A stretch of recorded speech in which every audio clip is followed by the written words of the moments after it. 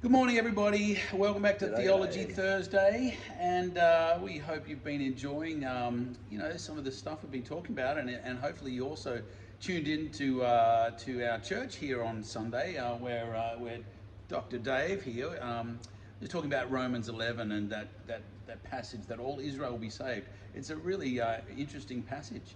But like talking about Israel and how some people think that no, God is finished with Israel, and the replacement theologians. We've talked about that too. We're certainly not in that camp, but it does give rise to another sort of broader Yeah, subject, Dave. we're sort of living in a world that loves to accuse people of being something that's bad, elitism or discrimination or sexism and so on. And one of the Yeah, most common is racism. racism. It's Um, been around for a long time, oh, yeah. since Adam. So, so many people are being accused of being racist in one form or another, and it's Sure. especially become common since the voice referendum. And I'm not going to get Well, here in political, Australia, for yeah, sure. Yeah. not going to get political at all on this. But people from both sides of the debate have been accused of being racist simply because they disagree with the opposing view. Sure. So no matter what side of the argument you're on, somebody is likely to accuse you of being Yeah. racist because of your view. So I thought it would be good. Let's just look at what racism actually is, and then look at a Christian response Right. to the issue. In simple definition, racism is discrimination, prejudice, whether it's opinion, attitude, maybe even a physical expression towards people that is based purely on their race or their ethnicity. Right. Right. The ideology underlying racism assumes that humans can be subdivided into these distinct groups based on ethnicity or simply on skin colour in some cases, and then presume that each of those people in that category are different in their social behaviour and even Yeah. their mental capacity. Yeah. And this allows these groups to be ranked as inferior or superior. Right. And It's race, really like you say. It's the generalization yep, of a particular ethnicity yep, or skin color, and generalizing that entire group, saying they're all like this, and yes. and attributing a particular characteristic to them that is inherently racist. Racism can be presented in social actions, relationships, even in political systems that support the suppression or the expression of prejudice or aversion and result in practices that end up as being quite discriminatory. I guess the most obvious example of that is Hitler, Yeah. who institutionalized Yep. racism at a huge national level. Racism's been practiced by nations and communities for a very long time. In fact, here in Australia, we have struggled with this issue for decades and decades and decades. Probably So since the since foundation. since 200 Yep. years ago. Yeah. In essence, in ancient times, when one nation, and we call them nations, but they're really city-states, when one conquered another, the defeated nation was often taken into captivity and treated as slaves of the victors. And these slaves Right. were then considered to be inferior and thus became victims of racism. Right. And that sense of inferiority would often last way beyond their time of slavery. The label could last for generations and generations. That's interesting. It would be really interesting to do like a historical sort of deep dive Yep. into each sort of case of racism that it may well go back to that. Certainly the slavery in America, where the American cotton farmers felt they were superior Yep. to their slaves, like the slaves had been conquered, so they must be inferior, Yep. or any particular number of times where one, as you say, city-state Look, conquered another. just look more recently, the attitude after World War II of Australians towards Japanese people. I mean, that's changed now, but it was quite racist It for a was long very time racist, yeah. after that. And, Um, and, and the Australians felt that they had, well, a lot of the people from that generation felt that they had justification for that racism sure. because Japan had attacked Yep. Australia, and the prisoner of war camps were They were terrible. very cruel to Australians. So that justified. And it was a form of racism on the part of the Japanese that made those camps. Correct. Yeah, it went backward Yeah, and forward and yeah. backward and forward. The superiority, Yep. inferiority idea.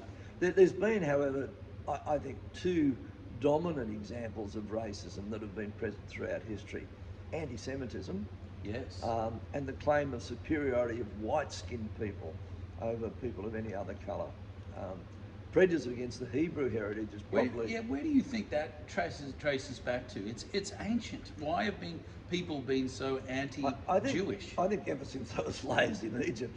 Well, that holds to your theory. Yeah. That if you've been It's a labor. slave, you've been conquered, therefore you're seen as inferior. So you think it goes back to Egypt, all those do. thousands of years Yeah. ago? Throughout the centuries, Jews have faced overt persecution at various times, but it is hard to find a time in history when Jews did not face some sort of racism within the societies in which they lived. It's interesting that the popular use of the term racism is actually relatively recent, coming into more widespread usage in the 1930s when it was used to describe the social and ideological principles of Nazism, which treated race as a naturally given political group.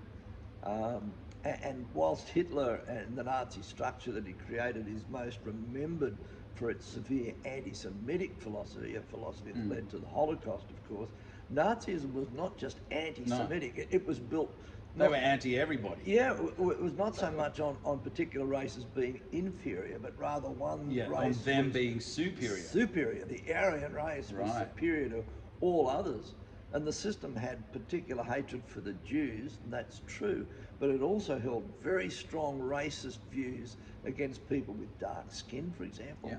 Other European ethnic groups like the Romani or the Gypsies. Yeah. That was this concept of the master race. Right. But it was not invented by the Nazis. It's been at the No. root of much discrimination through No. history. Do you know, Dave, when I was in India with our family, I was in one of the northern states of India, and I noticed there were swastikas everywhere. Like Nazi swastikas. And I asked this tour guide that we were with, he was showing us around, and I said, what's with the swastikas? He said, it's not a swastika, that's the wheel of life. And I went, that's not a swastika, buddy. He said, no, it's back to front. It's the other way around to a swastika.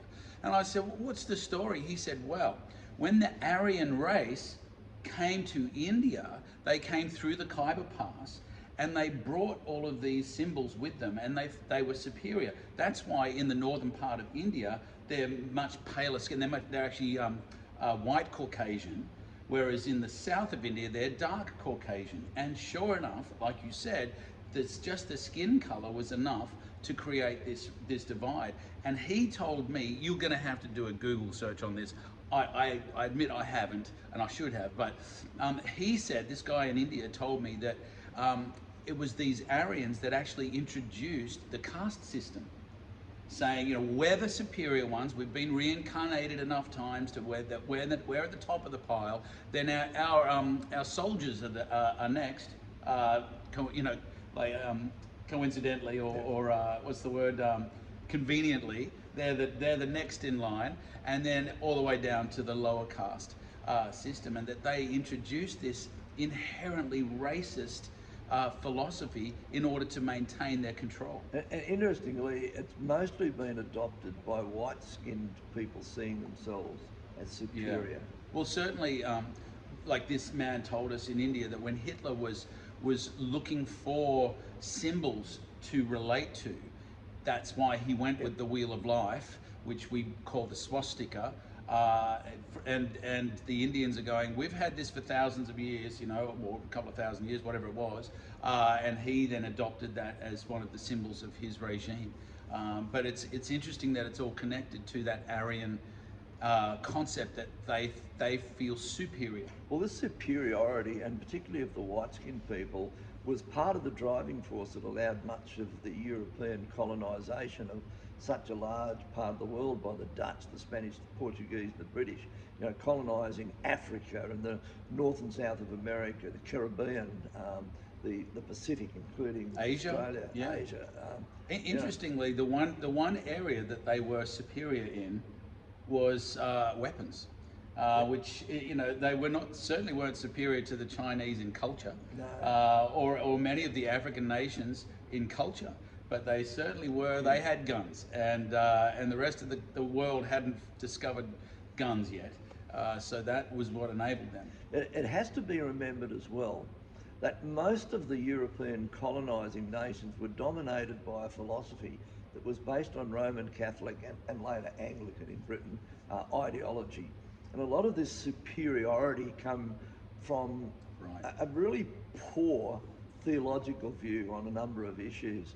One was the task of evangelism. It was seen that the whole world had to be brought under the authority of the church, in particular under the Pope. Right. And this would be accomplished by conquest. Now, that's not exactly the biblical model, No. but that was, and so the other was the idea, this is the other theological base, the idea that the flood of Noah's day was only Mesopotamian in its extent, and Noah's descendants were thus God's people and other nations who survived the flood that were outside of that Mesopotamian basin. Some even have a pre-Adamic race that survived. They were less than God's people, and so they had lesser or no value at all. So Dave, it's probably a good time to just pause and do a very quick, I don't know, not a disclaimer, but just to clarify that often some of the ills in the world have been caused by the church. Yes. Like this, by the church. But the answer to bad theology is not no theology. It's good theology. Yeah. The answer to bad theology is good theology. Because these people twisted and warped theology, the Bible, that doesn't mean we throw the whole Bible out. It means they got it wrong. Yep. The Bible actually doesn't teach that. And so that's what we're trying to do here on Theology Thursday. Okay, play. Let's start. Let's keep going.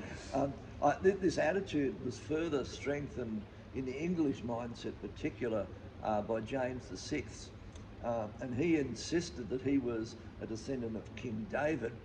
Therefore, he was King of Israel as well as King of Britain and Scotland. And his people were God's chosen people, part of the lost tribes of Israel. That gave birth to what's known today as Anglo-Israelism. And that, that fed a lot of racism in itself.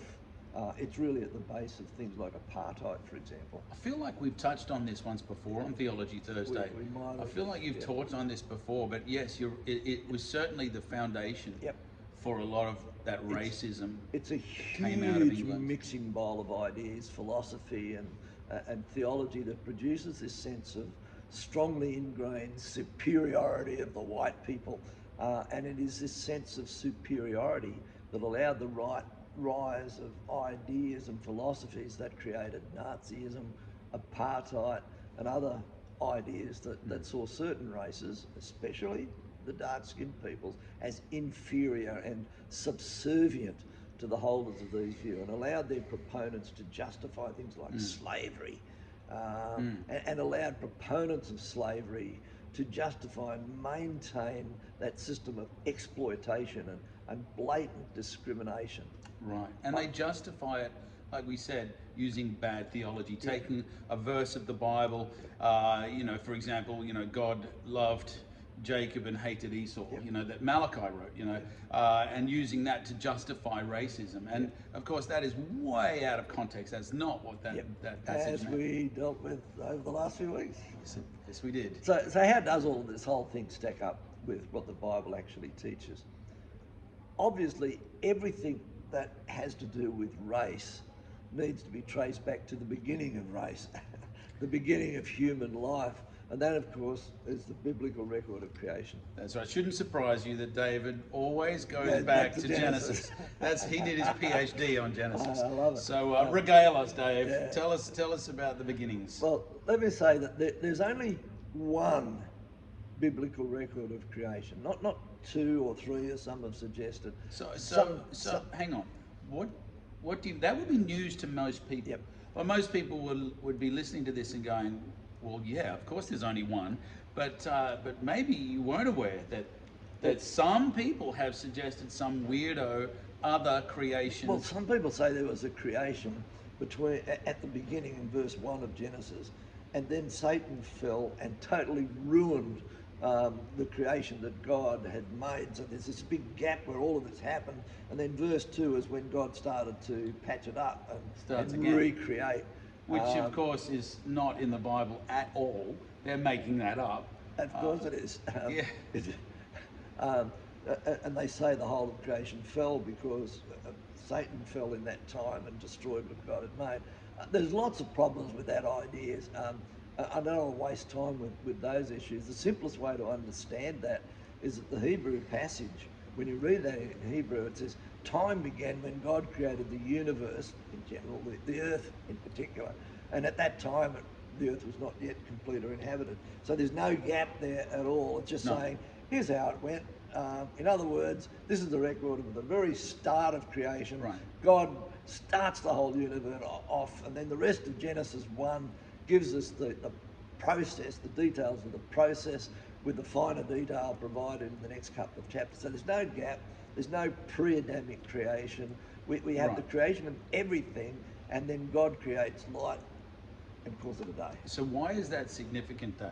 Why do we talk about this alternate crazy theory that somebody's come up with about a pre-Adamic, like pre-Adam creation getting wrecked, and then why is that important? Because they think that there was survival there, and this allows some other races, for example. Right. So they justify racism. It can be, but some people think, well, here's how we can justify racism. You know, that pre-Adam, the people were created before Adam, and they survived. Some of them survived, and they're the good guys. So which is crazy. There's a lot of stuff. We could spend hours on that one. Yeah. But on we go in creation to day 6. And on that day, we see the creation of humanity. On that day, God created man and created him in the very image of God. So here is God, the creator, creating something in his image. And the Bible record shows us that we all descended from that first man and the woman that God subsequently created to be with him.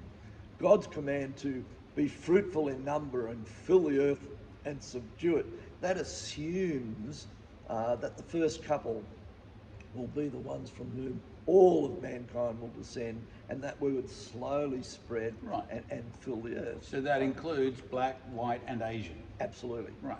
It was into that first human being that was formed, that was made from the dust of the ground, that God breathed life, eternal life.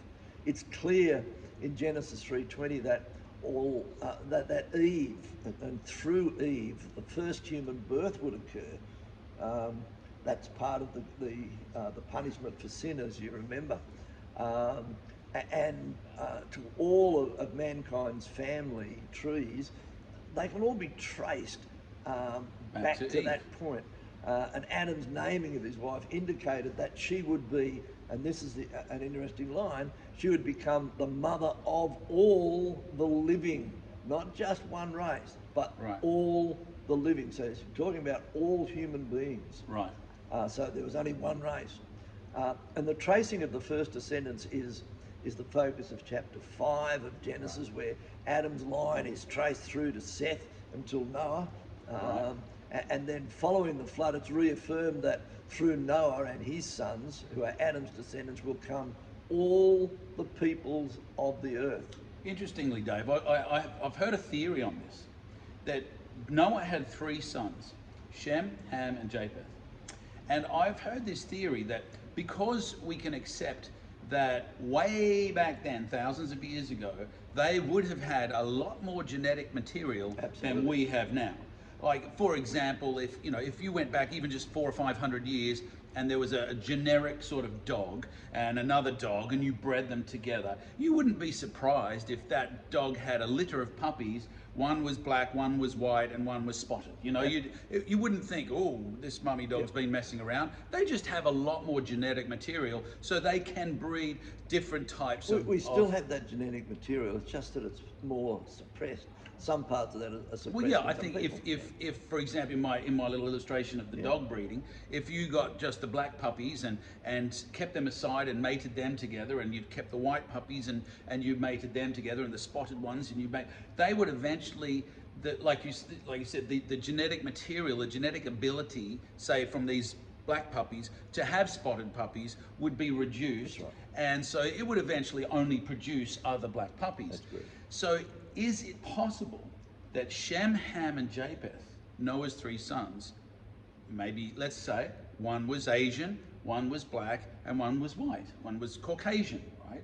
And so as after the Tower of Babel, when they separated according to those skin colors. Very likely. And therefore, yes, we can all trace our lineage back to there. And yes, we lost the ability to have other sort of looking people, like, you know, like the puppies. It's interesting that there's a couple, a black man and a white woman in England a few years ago.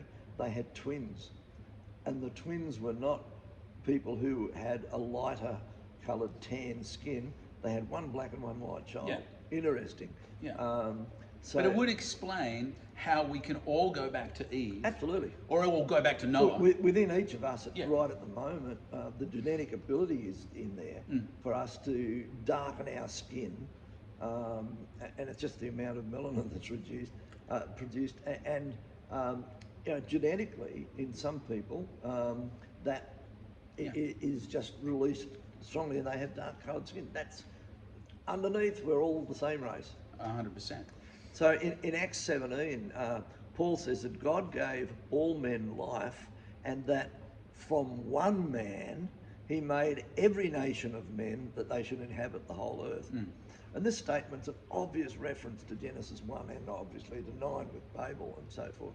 And Paul also notes in Romans 5, where sin and death originated. It originated in the world through one man. Through one man, Right. sin entered into the world, and death by sin.